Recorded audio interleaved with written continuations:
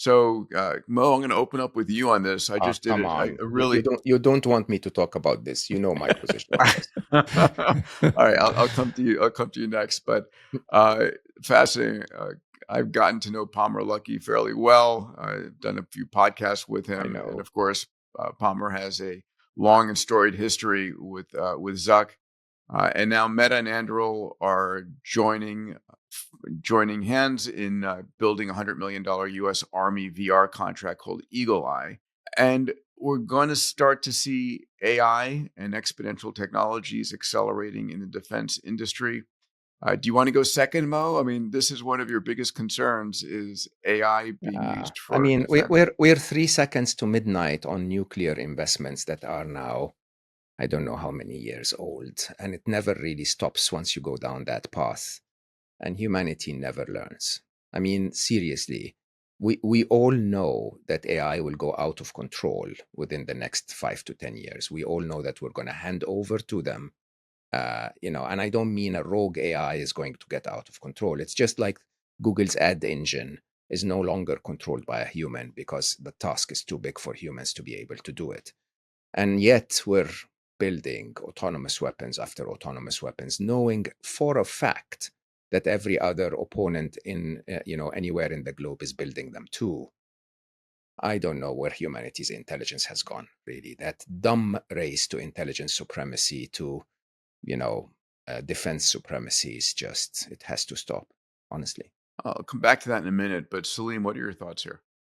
When you look at the Ukraine-Russia war that's being fought by drones, just over the weekend we saw 2 counterstrike by 2 different waves of drones by each side. That's good in one way because there's less humans in the middle of the mix, but the targeting opportunity for drones, we've talked about this on this podcast before, where somebody could program a drone to find middle-aged brown bald people and cause damage, and that would be a really bad outcome. And then what do you do when you have that kind of infinite targeting? Now, I do believe we're going to end up kind of where we are with spam and so on. There was a time when we thought spam was going to totally destroy the internet, and we found ways of defending against that. It's an arms race thing where the bad guys are kind of one step ahead, and we're very quickly following one step behind. I think people get freaked out by the negative side, not realizing that as we use AI for bad, we'll use AI for good to chase the bad.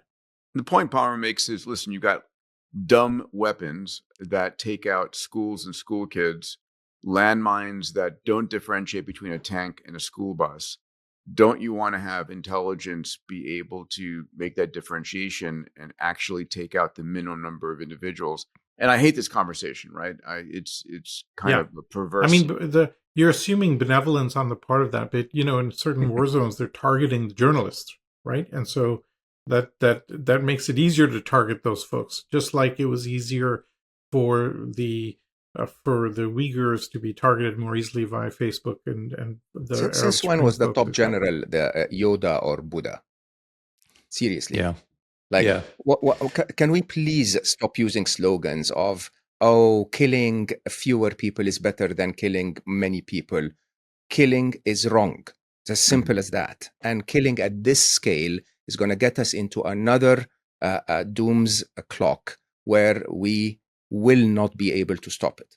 Yeah, one thing to factor into your thinking on that is that the history of warfare, is dominated by some king or some, general way behind the lines, completely immune to the actual battle. And then, hundreds of thousands or millions of people going out and putting their lives on the line. And then you see how it all settles in the end.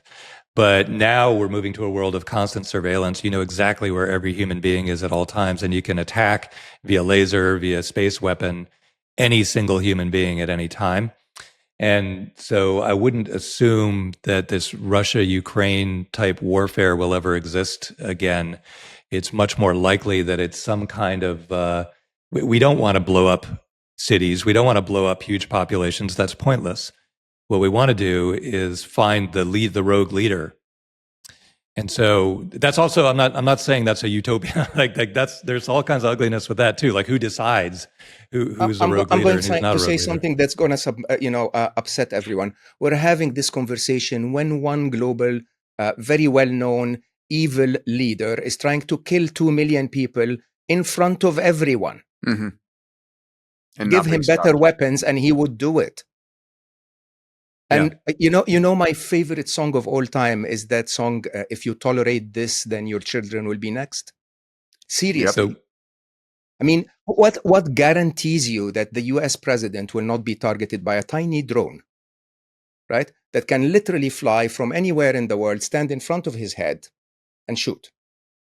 What kind of world is that when every world leader is subjected to this? no, that's a very important point, actually, because you know you find that very few people that you bump into want to be the president of the United States, Or any president which for you that know, matter, yeah. or any other president. If you look at the statistics, it's a very, very dangerous job. Even in the U.S., it's about a 10% mortality rate.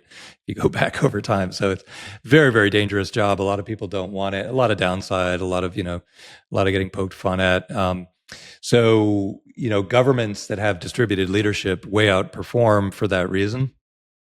And so there's some thinking to do there in terms of how do you set up a government where people who are capable and thoughtful really want to do the job too. And so there's definitely, there has to be a solution though. We can't just throw up our arms and say, hey, because I took a class at MIT called Just Wars, Total Wars, Nuclear Wars, which, you know, was a really cool class until the last 2 weeks when the professor was trying to convince us all that we're doomed because as ICBMs get more and more powerful, the value of a first strike becomes, you know, and he put together a little video game for us to all blow each other up, but he rigged it so that you only way to win was to be a first strike and blow up everybody else in the world. No. Like, He missed the movie. The only way to win is not to play. Is not to play. That Not is to exactly play. my point. And I really, I mean, I go back and say what I said earlier. I think we have to stop thinking about the optimistic scenario that we are taught to think about in Silicon Valley and start thinking about the worst case scenario, guard against it first, then look at the upside. The upside is guaranteed. Mo, the question is, can the human race overcome this Paleolithic, midbrain that we have? This need driven by scarcity and fear. I don't know if we can, Peter, but I don't know if we should give the floor to Palmer to smile with his wonderful smile and say, hey, I'm helping you kill better.